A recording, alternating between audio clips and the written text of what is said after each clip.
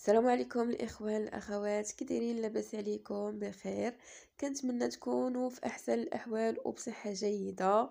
لا فيديو ديالنا ديال اليوم غادي يكون مشروب سحري كيعالج لينا بزاف ديال الامراض. قبل ما ندوزو لا فيديو ديالنا كنتمنى انكم تشتركوا في القناه ودعموني بلي لايك، وما تنساوش تشاركوا لا فيديو مع الناس اللي كتعرفوا. ديال اليوم كما قلت لكم غندير لكم مشروب سحري كيعالج بزاف ديال الامراض، واللي من بينهم حتى تساقط الشعر. بما انه درت لكم وصفات كتعالج الشعر خارجيا، فهاد الوصفه هذه حتى هي راه كتلعب دور كبير. يعني راه خاصنا حتى نعالجو حتى الماكله خاصها تبدل. يعني مبقاوش مركزين على الماكله الزنقه. كما كتشوفوا هنا عندي الباربه او البنجر باللغة العربية.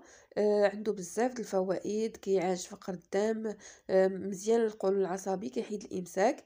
عندي كذلك هنا الجزرة او خيزو اللي مفيد حتى هو بزاف للجسم، مفيد للنظر.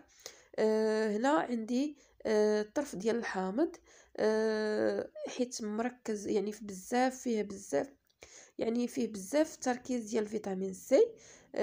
كنفضل انني نديرو يعني الا كان، يعني بما انه كاين قلت نضيفه في هذه الوصفه هذه. وهو مفيد وفيه تركيز بزاف ديال فيتامين سي، وكما كتعرفوا ان فيتامين سي كيساعد على على امتصاص الحديد في الدم. وبما انه هذه الوصفه هذه كتعالج لنا فقر الدم، فقلت انه ندير لكم شويه الحامض. كذلك عندي هنايا جوج ديال الماندارين، بما انه دابا هذا هو الوقت ديالو. وبما لا عندكم مثلا نافيل ديروه. انا عندي غير هاد ماندارين، هذا درت جوج ديال الماندارينات. وكذلك عندي هنايا الكرافس. الكرافس البنات وتا الرجال راه مفيد بزاف للصحه. يعني بزاف الناس كيغفلوا عليه. كيحيد ستريس، يعني الناس اللي ما كينعسوش بالليل يشربوه بالليل. تيعالج الهرمونات بالنسبه للبنات اللي الهرمونات عندهم خربقين. كيقاد الدوره الشهريه، مزيان القولون، كيعالج الامساك.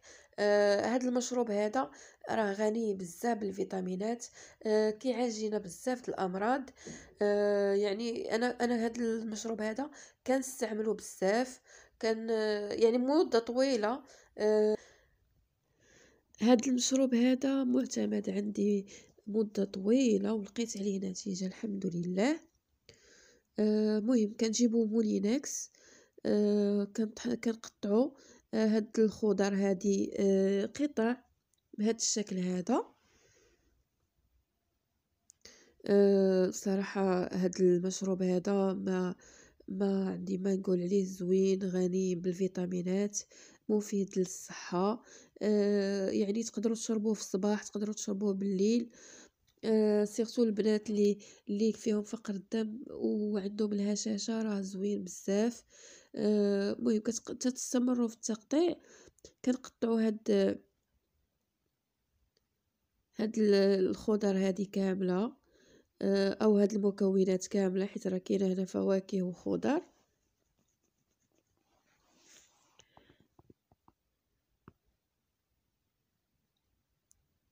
صافي ملي كنكملوا المكونات كنطحنوا العصير ديالنا او هاد المشروب هذا.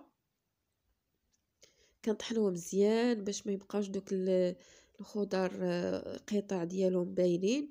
آه، صافي. كنزيدو هنايا كاس ديال الماء، ما نزيدوش بزاف ديال الماء حيت هو ديجا راه اصلا فيه فيه الليمون اللي فيه والحامض اللي فيه اصلا الماء. صافي وكنطحنوا المكونات.